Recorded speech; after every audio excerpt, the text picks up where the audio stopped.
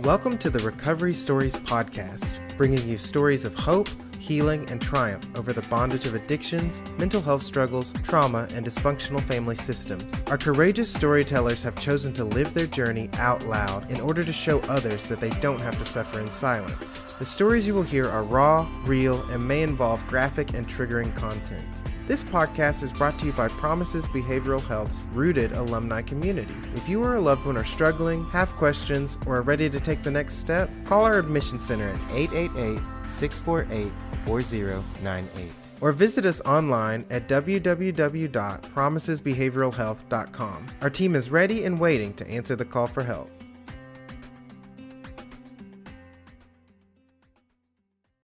Welcome to this episode of Rooted Recovery Stories. It is part 2 of sex addiction and intimacy disorders with Dr. Rob Weiss. I'm so glad to kick things back off for this intriguing conversation about something that is very taboo in a lot of circles. I really hope that you stick around for this full episode. And if you haven't seen or heard part 1, I encourage you to go back and watch or listen to that first. There's a lot of good stuff there that sets the stage for what you're about to hear. So with that, I will lead right into the rest of our conversation. So let's talk about families and the buzzword we hear so much, codependency. What can you tell us about that in your experience and what you see? Well, Patrick, if you know me at all, you know I'm quite blunt and quite direct, which can serve me as a professional, doesn't always serve me in my personal Yeah. life. As a therapist once said to me, you're very smart and very intuitive, and you probably are right about a lot of things. It's just that not everyone wants to hear it. And that was a lesson I had to Yep. learn. So, it is what it is. But I have never liked the concept of Mhm. codependency. I actually don't believe I did my PhD dissertation on codependency. I read most of the books. I looked at all this, the surveys, the research. I went through some of the ways that people conducted codependency programs in the past. And what I concluded after 2 years of studying codependency is that it doesn't exist. Hmm. That we have pathologized and devalued and picked apart people who I would consider to be heroes. If I stand by you, Patrick, as your friend or your loved Mhm. one, and I sit with you while you're throwing up on the floor, and I stop working to help you survive, and I gain 50 pounds because all I'm doing is frustrated and scared and angry because this person that I love is failing, and I run around trying to work 3 jobs to make sure our family works, and I'm irritable all the time, and I'm not taking care of myself, and because I am pouring out myself into you and my family. To me, that's being a hero. To me, that's an incredible strength that you Mhm. have to be willing to give. And by the way, let me go back to what I think is, I'll say more about it, but, you know, how could we ever blame someone for how could we ever blame someone for loving someone enough they'd be willing to put their life down for them? I mean, I know my spouse, if I had kids, my family, I would put myself down Mhm. in order to save them. I think that's human nature. We are willing to put the people we deeply love first if they need it, and we will do everything to support them if they're troubled. And to me, that's healthy human nature. Mhm. So to say to someone, oh, well, if you are spending too much time and helping this person too much, and you're all enabled and enmeshed, and there's something wrong with you, and it comes from your background, and let's explore your problem. Well, the truth is, as a partner, as a family member of an addict, as a spouse, as a parent, I've been ripping myself apart trying to help this Mhm. person. I have done everything I can to try to help them. How can you tell me there's something wrong with me when I've been the healthy one all along? I have carried this family forward. So this whole idea of codependency, I had to revisit. And the reality is, I'll just say it, never been a diagnosis. There is no book that speaks to mental health that gives us a diagnosis for codependency. And there are many reasons for that. But number one is that there is not the research to support that it exists. This so what was codependency? It was a pop culture notion. It came out of a few books that were written by women for women at a time in the 1980s where women were trying to achieve and push ahead. And the goal was to not depend on men, Mhm. that you don't need men to succeed. You can do it yourself. Pull up yourself by the bootstraps, woman, and make it work. Mhm. And don't depend on men and don't depend on others. And when you put your energy into others, especially men, you're taking away from your own God given ability as a woman to succeed. Mhm. And that was a right message for women in the 1980s because women were watching 9 to 5. Women were watching a Yeah. movie about Yeah. women trying to shove the stupid boss out of the way to achieve. We were watching Top Gun. We already knew as men that we were in charge and we didn't need to worry about our dependencies, but women were taught that, which I think is very human nature, especially for women, to encourage healthy dependencies. We were telling women there's something wrong with that.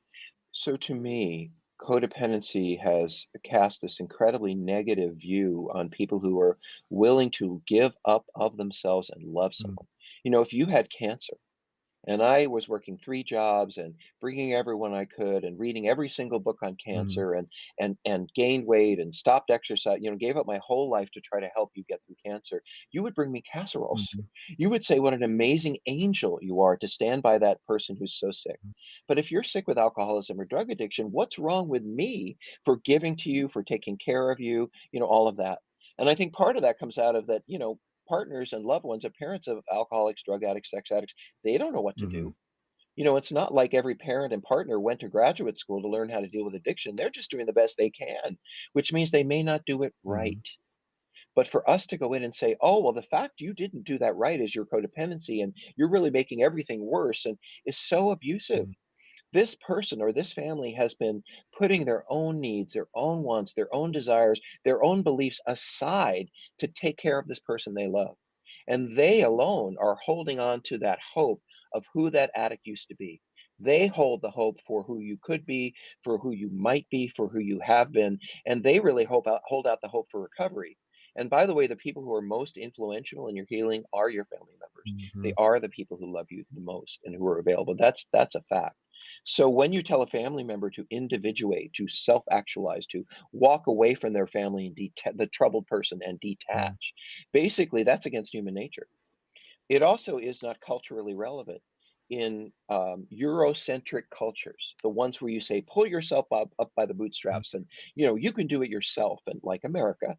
Um, that is a viewpoint that no other culture uses. mhm, When I talk to Latino people, or I talk to African American people, or I talk to Native American people, they don't look at the world that way. They look at the world from a sense of community, mhm, which means if a woman in a Latina community was, uh, her husband was drinking and using, and her decision around that was to go out and self actualize and work on herself and become a better person, the community would call her selfish. mhm, Why is she going off and walking away from the situation when then what she does and needs to do is turn to the community and let us all work together to help her? That's almost every other culture except Eurocentric focused mhm, cultures. So codependency doesn't work cross culturally. In other words, if you're depressed and you're in Iran and I'm depressed in New York, we know the criteria for depression. mhm, I can say, "Oh, I know he's depressed because this, and this." That's what our manuals do. So that we can have a same definition of the problem no matter where we are on the planet. mhm, That's the point of these mhm. manuals. But with codependency, there are 377 books as of 2019 that have been written about codependency. Which is the right one? If I'm working with you and you read book number 177 and I read books number 240 through 245, Right. what you call codependency might be very different than how I think of it because we have no universal standard for that issue. And because it's not diagnosed, it doesn't really exist in as a psychological issue. So I love that you just brought that up, and to play a little bit of devil's advocate, if you will, for someone who, and I'm just going to pull from my own experience here and how my understanding of codependency has been framed. Um, and I'll make this disclaimer: my parents have since done a lot of work on themselves and healed from a lot of our family systems issues growing up. But be that as it may, you kind of outlined something that I see as different with my understanding how codependency plays out. My personal definition was a father that had anger and rage issues that would come home, and we were all trained by my mom, inadvertently. I don't think she did this on purpose, right? But to listen for the how the door to the garage shut, the level with which we heard, and so I Because that would tell you whether dad was mm, drunk or dad well, not was even in a good drunk, it was place, just the how anger, loud and the garage. yes, and so Oh, I she see. would, moderate her behavior to influence how and try and help control so that things would be okay, so that we would either be emotionally safe, Right. that we would, whatever. And so everybody under the roof would experience less negativity. And so, of course, I absorbed that as well and took that into, how I related with other humans. And I know that doing that to the extreme, um, which is what I did. I didn't know until years after being in recovery from addiction. I wasn't able to pick that apart and see how that wasn't serving me well. I could also see how being extra sensitive to others' emotions, anger, whatever it is, in a healthy way, if understood, I could use that as a tool, that could help me to relate to people well. But it took me getting to a healthier place of understanding all of that before I could, so to me, that's what codependency, or that's what I've always understood codependency to look like and be. So how do you talk about and piece that apart? Is that a mislabeling? Is that, Okay. Yes, it's an absolute mislabeling. What I would say is your mother was a wise, warm, committed person to her children, and she didn't know how to resolve a difficult situation. So she did the best she could with her knowledge and Mhm, her experience to protect you. And while it didn't help you with issues later in life that you had to go back and fix and mhm, readdress, it isn't because she was codependent or you became codependent. That was her survival skill. That's what she passed on to you. That's how you learned how to mhm, survive. But the word I love is it wasn't effective. mhm, You were not taught things that were effective. That doesn't mean you're codependent or you're anything. It just means that the lessons you learned about relating to people or taking they weren't useful. And so now you need to go back to someone like me and let's talk about what's not working and how can we redirect you? mhm, How can we teach you to do it differently? I was listening to you and I was thinking, and you did a really good job of talking about how problems in the family can create adult problems in the mhm. way an adult relates to people. But as I was listening, I was thinking, I wonder how much therapy he's had. I wonder how much treatment he's had. Because you didn't come to all that in three No, weeks. I didn't. But most people right, and you didn't come to that in the middle of a Right. crisis around addiction, you came to it over time after the crisis had passed. Mhm, So, really, my focus on codependency being more destructive than supportive is that when someone's still drinking, using, acting out, the sex, gambling, whatever, and I am their partner or their parent, and I realize that there's nothing I can do about it to make it better. The things that I do to try to make it better, I don't think you should blame me for. mhm. That is what I'm doing to try to help our family survive. Do you want to hear my worst and best story about this? Absolutely. So this is, I think, the most anti-codependency story you could tell. This is would horrify someone who is coming from a codependent model, which is the following. I'm a woman who has two kids at home under the age of 5, and my husband drinks all the time. And in the last few years, he's gotten to DUIs. He's lost a number of jobs because he's drinking during the day. And when he's taking my kids home, he sometimes picks them up drunk. And, this is terrifying to Mhm, me. I mean, how do I protect my children? How do I protect my family? How do I get the money in to make sure we're okay? And so she thinks of a really good idea. She says, and so one day he comes home a little inebriated and she says, look, I need you to take care of these kids. I need you to have this job. I need you to not get arrested. So here's what we're going to do. Every day at 4 o'clock, I'm going to take one of these ice cold bottles. And she brought one out of vodka and it's going to be waiting on the table for you when you come home. And as long as you don't drink during the day, that bottle would be here for you all evening. As long as you don't go out, drunk mhm, and driving, you can hang out and drink all you want. Can you imagine what the codependency people say? Enabling, rescuing, acting out her childhood, wanting him to drink, enjoying the dysfunction, replaying. This is the one I hate. Replaying her childhood dysfunction mhm, by bringing that bottle home because she doesn't really want him to get well because this circumstance is familiar, all of that mhm, crap. Because when she comes in my office, I'm going to say, that was really clever. What a smart idea. You got another 3 years out of that man not getting arrested, taking your kids home sober, and being able to work a job. Now, it didn't ultimately work because he started drinking during the day again. And then you and I have to work on getting him sober because you did not have the skill set to get him sober. You didn't study addiction. You're just doing the best you can to keep your family Mhm. together. And so to me, that's harm reduction. That is that woman trying to do her best in her family to keep that family together. I think that that's amazing what she went through during that time and what a great solution for what she was trying to get through. Yeah. Did it solve the alcoholism? No. Did it fix his addiction? No. Was she able to keep her family safe and to be able to keep them in a nice house? And, yes, she did that job. She protected her children. So to me, she's a hero. To me, she is someone who was Mhm. committed to making her family better in whatever way she could and keeping it safe. Why in the world would you say to that woman, well, I can't believe you do that. I mean, this is problem. You're encouraging his drinking, and that's not why she's doing it. She's not doing it out of pathology or sickness or what she grew up with. She's doing it because she wants to keep her family together and she loves them. And so I wrote this book called Prodependence. Prodependence. Because I am pro-dependent. I think dependency is a good thing, and so does mental health now. We have this whole arena called attachment, Mhm. which is really the focus of mental health today. We look at someone who's mentally healthy not just in terms of how much they can achieve in the world and how successful they can be and how much they can self-actualize. Now we look at people's health in terms of their relationships. Mhm. How good a marriage can I have? Mhm. How good a dating relationship can I have?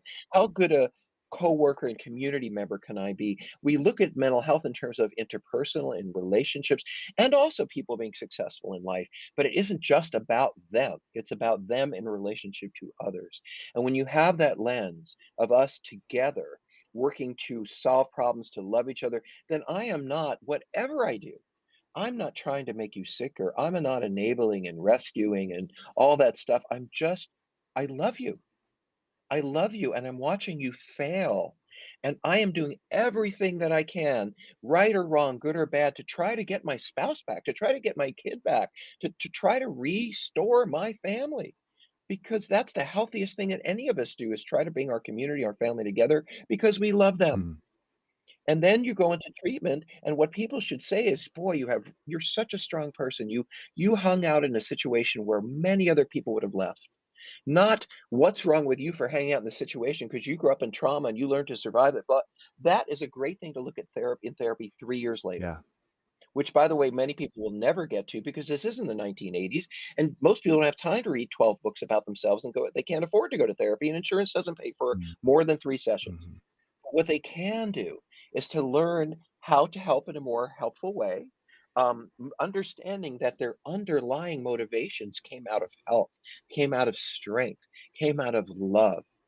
And when I teach prodependence, because I'm encouraging leaning into each other, I am encouraging everybody working together in relationship to the addict to making it better with support and direction. I'm not encouraging moving away. I'm not encouraging detachment. I don't want people to sit around and get abused.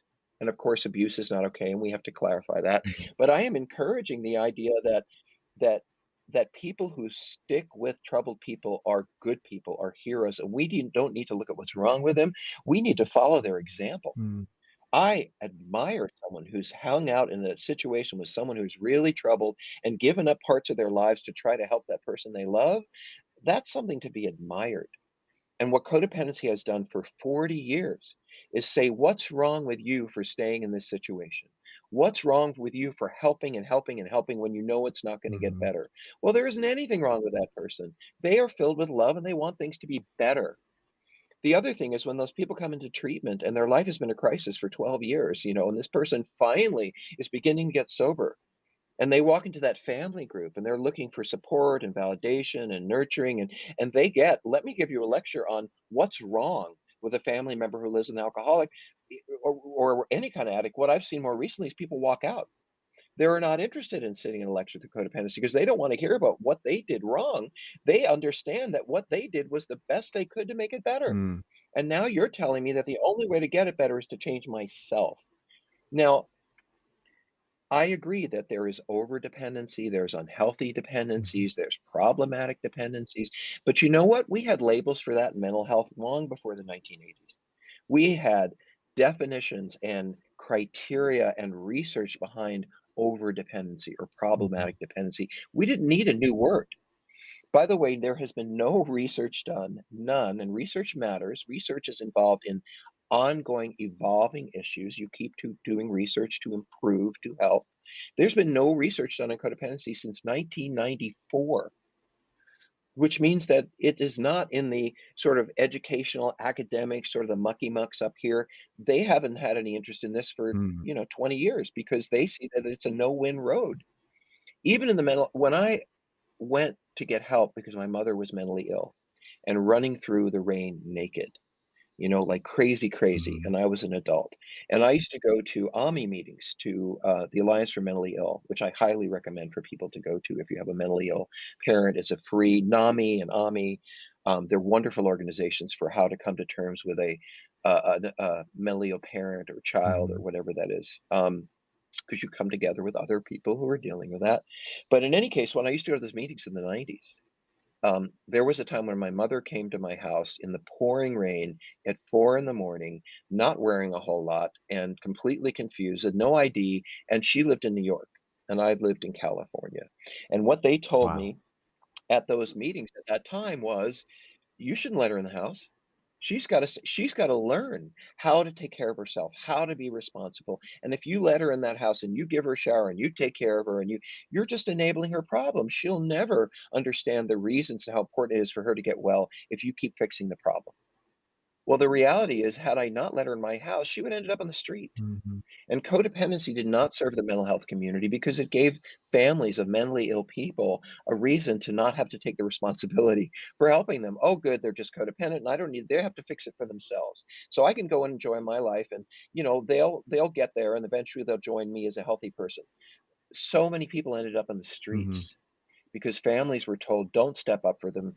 People need help all of their lives. Mentally ill and addiction people need the help all their lives, especially from the people we love. mhm, So mental health dropped codependency in the late 90s. If you go to AMI or NAMI or any of the health support sites that are legitimate, you don't see anything about detachment or moving away. What you see is how to live with, how mhm, to manage a relationship with, how to support each other. You see it be about relationship.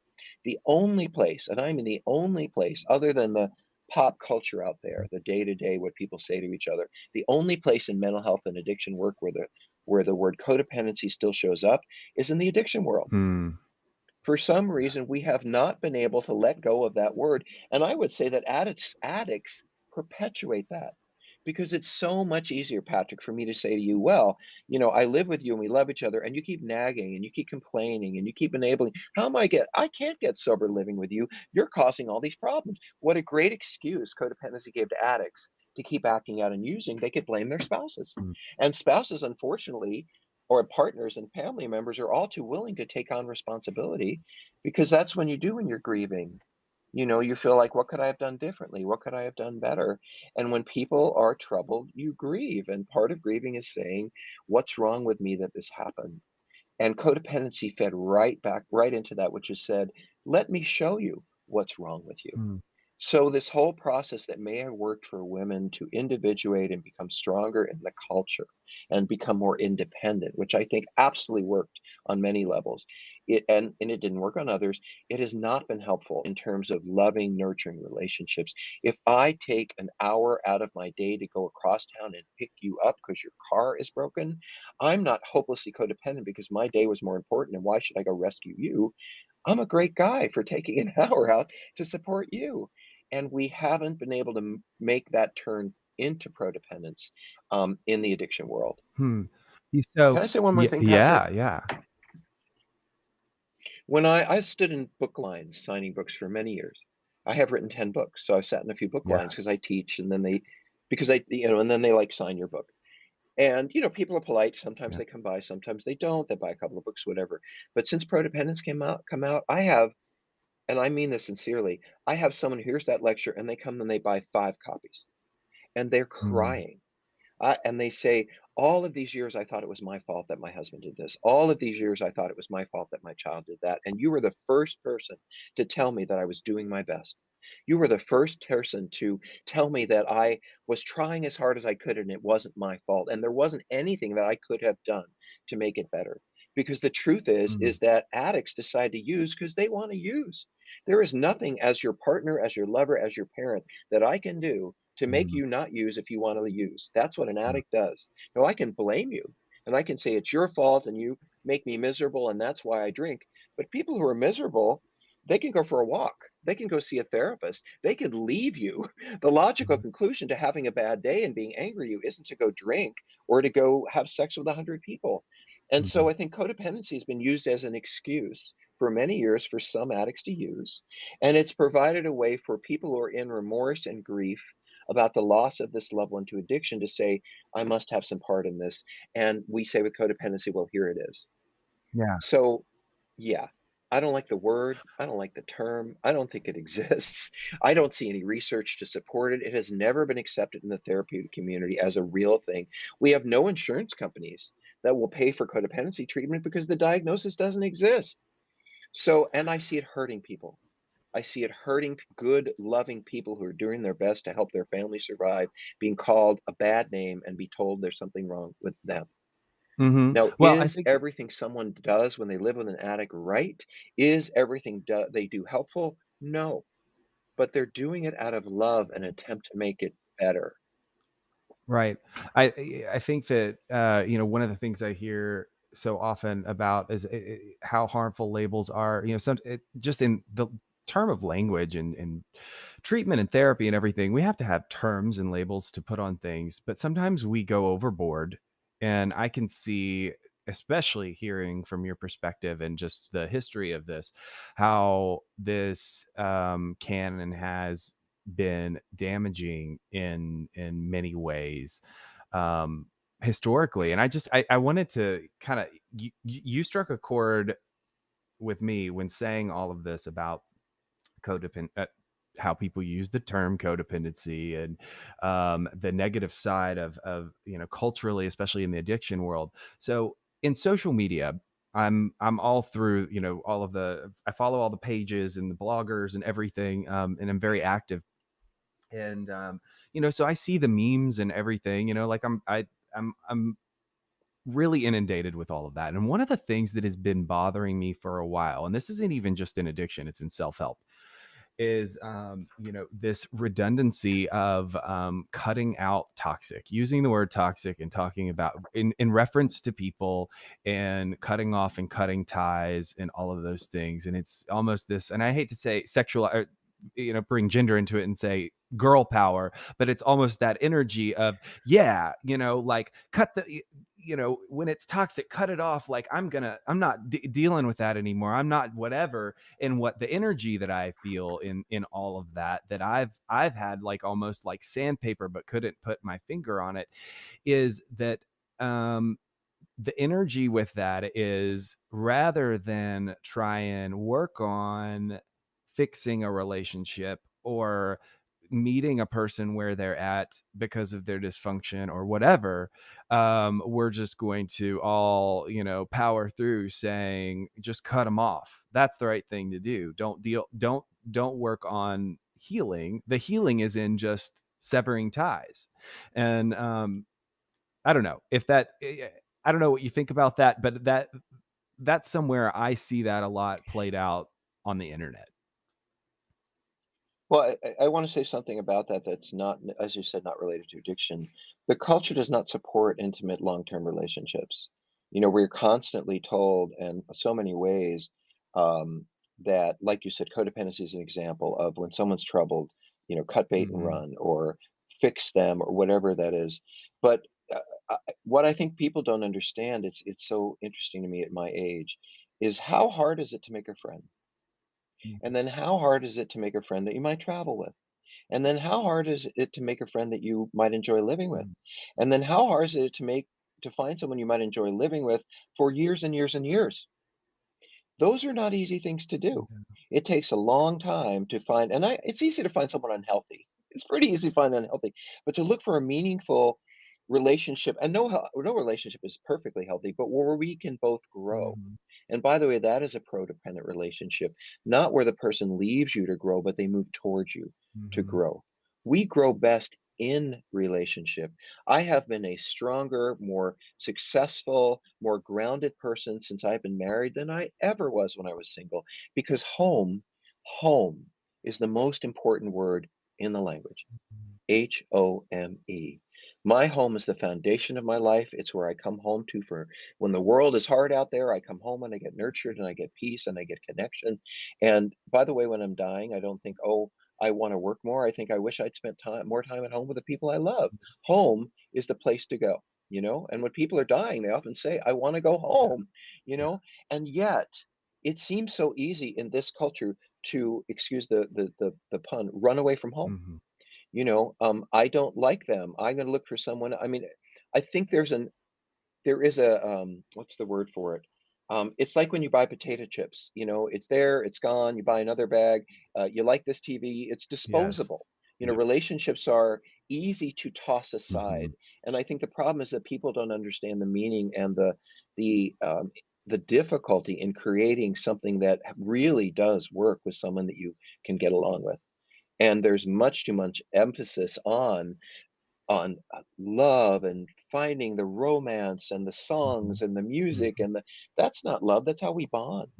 And there are people who fall in love and they get through all this intensity and they're having sex all the time and everything's beautiful and they're talking about their partner or loved one and in glowing terms and nobody can hear anything about them unless they're talking about this person, in the beginning of and then what happens is the people become real and all of a sudden you fart and you have zits and we don't get along about things Yeah.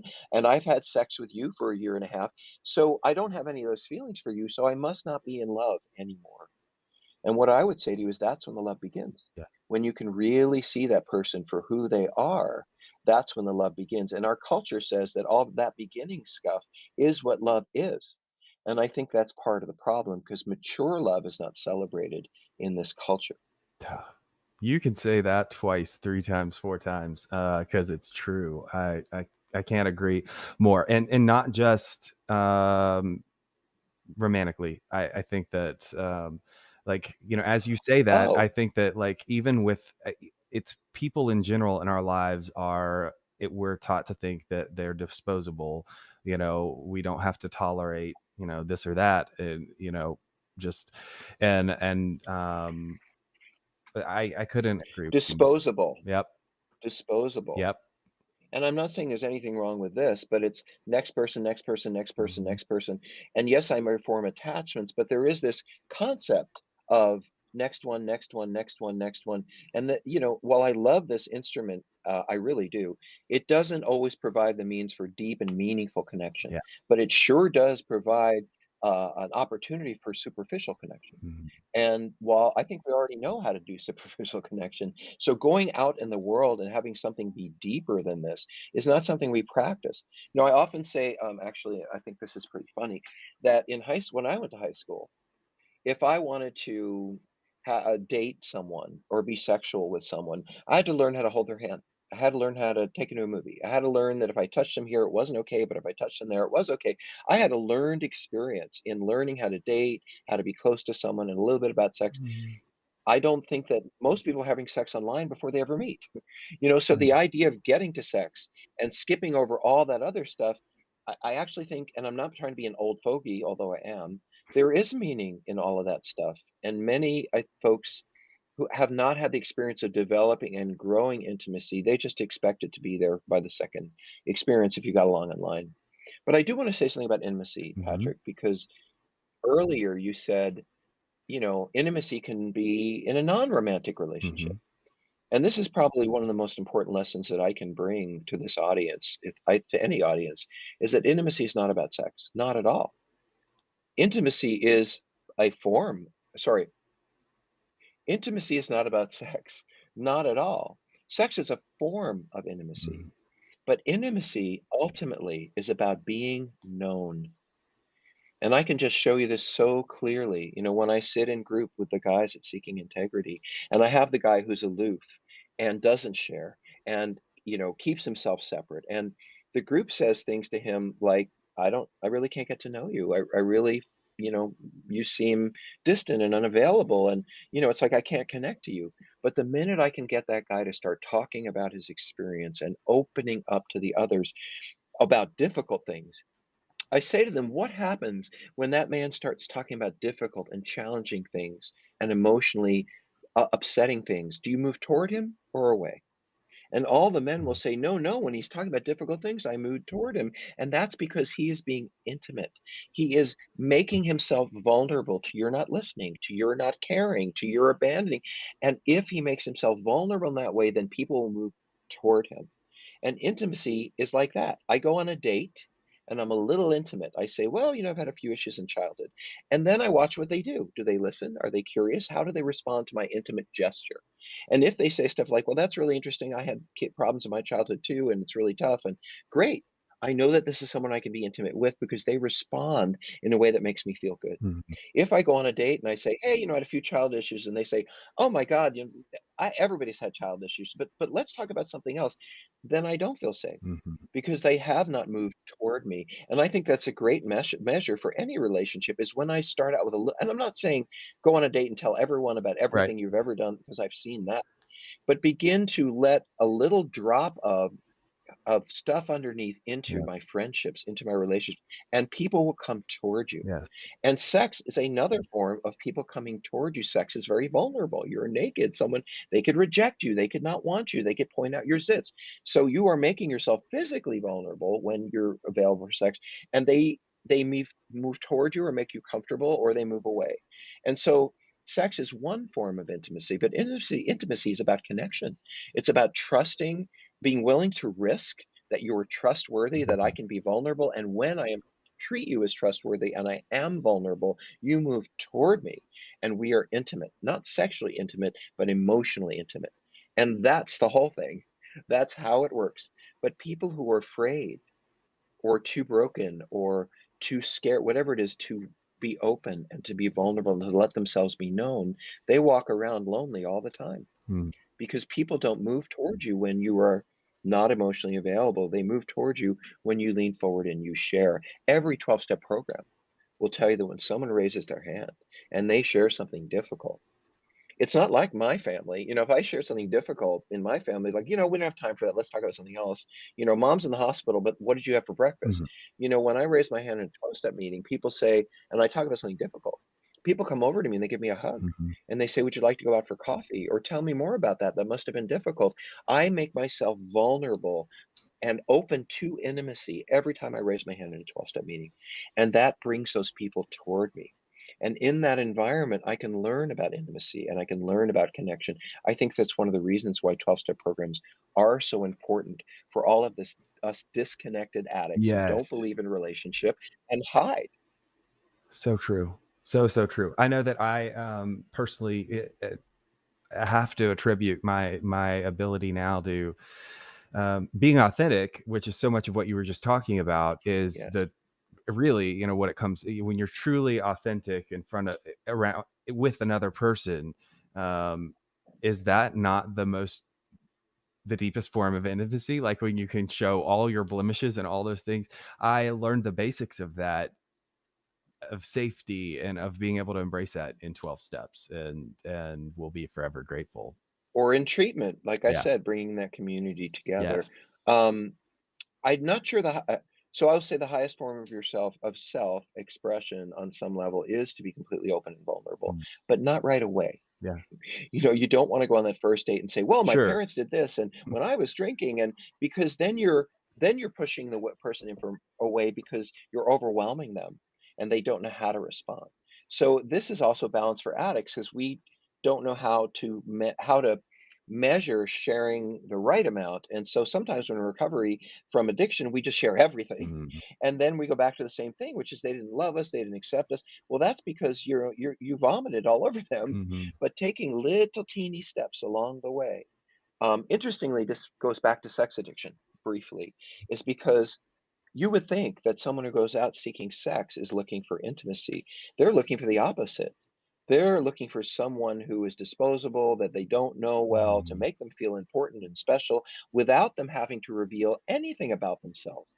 Because I go online with porn and I'm seeing sex workers and I'm going to strip clubs and I don't have to be vulnerable at all. And if you, as an affair partner or a sex worker, you don't like me, I'll just find someone else. There's no risk in that. Mhm. So, sex addicts, go out in the world seeking the things that we all seek, but they're afraid to be intimate and vulnerable with the people they're closest to. What is easier to try to get your emotional needs met is going to a bunch of strangers because it's safe. You and I might say, "Are you crazy? You're seeing sex workers and you're looking at all this porn and you're ruining your life." But they inside say, "Well, I get something out of this. Mhm. This is how I feel valued. This is how I feel important. This is how I help myself be less alone." Because they don't have the skill set to build, as you said, deep, meaningful intimacy by being that open. So that's prodependence, by the way. It's about being willing to connect when things are challenging and scary. And okay, here's the last thing I'll say about Yeah. prodependence. It's the last chapter in the book, and I love this chapter. Um, it's called Twos Don't Marry Sevens. And in the therapy world, at different treatment centers that I've worked at, um, we notice that the incredibly healthy together person somehow doesn't seem to end up with the really troubled broken people. It seems like the really troubled broken people end up with other really troubled broken Mhm. people. And so, that's not hard to understand.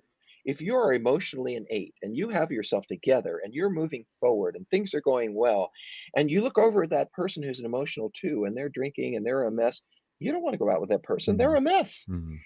If you are a emotional 2 and you're a mess, you look over at that person who has it together and you say, "They're boring. There's no drama. There's nothing interesting there." So no 2s will ever get involved with 8s, but if 2 6s get together they can become 7 and 8s. When we find that natural level of connection that reflects our own health, we together can grow. And that again is very prodependent to say, I don't have to be perfect or pick the perfect person. I just Mhm. need to be sober. I need to have some insight into myself so I can own my own stuff. And then together we can make a lot of mistakes and grow and learn from them. So being in relationship and especially intimate relationships is how we get stronger and how we become better people. And that is the theme, of my work. I love it. So beautifully put and so much meaning there. Um, Dr. Rob Weiss, can you leave us with a final thought or encouragement for that person or people who are tuning in today, that they're really relating to a lot of what you've said? Sure. Which, by the way, we're I mean, gonna I think we're it's gonna have all of your the links to all your stuff, your treatment center, and your books and everything in the show notes, just so everybody knows, as well. But yes, so sorry, go ahead. Go ahead. But I wanna tell you something about that. If you go on Google and you type in Rob Weiss or Dr. Rob Weiss and the word sex, you will find everything. Yep. It's like some people think, "Oh my god, someone will put that online and I'll be caught having sex." I have 1,000 things about sex under my name, Yeah. so feel free to go find me and look about sex. But if you ask for one single thing, I mean, there's 2 issues we've talked about, so I'll give a message for each one. Mhm. How about that? Yep.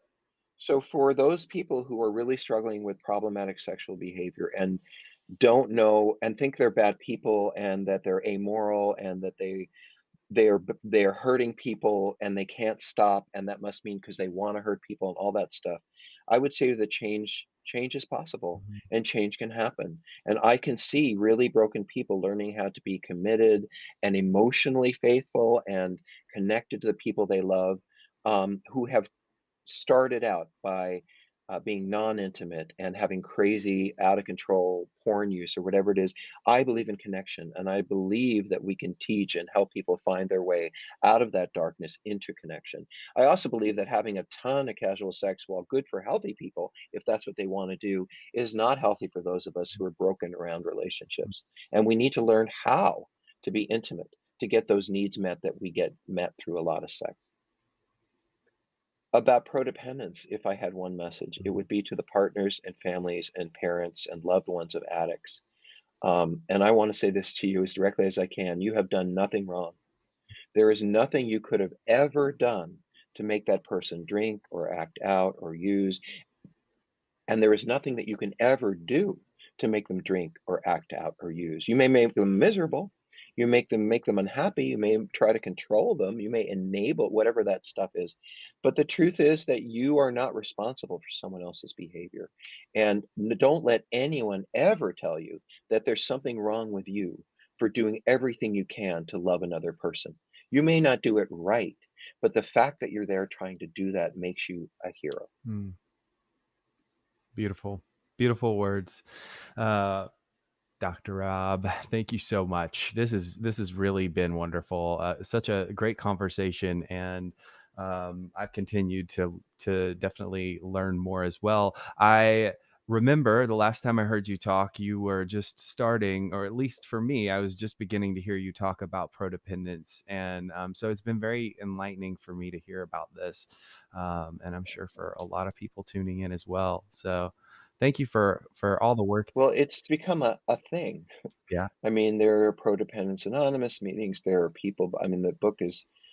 This is people have been hungry for something, some other way than codependency to look at these families and loved Mm, ones, and I think they're finding one. that's awesome. I love it. And thank you again for everything today. Thank you for your work. Thank you for continuing to support addicts and struggling people that just need help and resources. I'm truly grateful that you were put in this world, and you're continuing to put forth good and to help others. So And back at you, Patrick. I mean, every time we do this, there is one person out there whose life has changed. that's I'm right. absolutely certain of it. And so thank you too. And I hope to come back sometime. Absolutely. All right. With that, thanks again. Thanks everybody for tuning in, and we are out. For more information on today's episode, check out the show notes. Recovery Stories is brought to you by Promises Behavioral Health's Rooted alumni community. If you or a loved one are struggling, have questions, or ready to take the next step, call our admission center at 888-648-4098.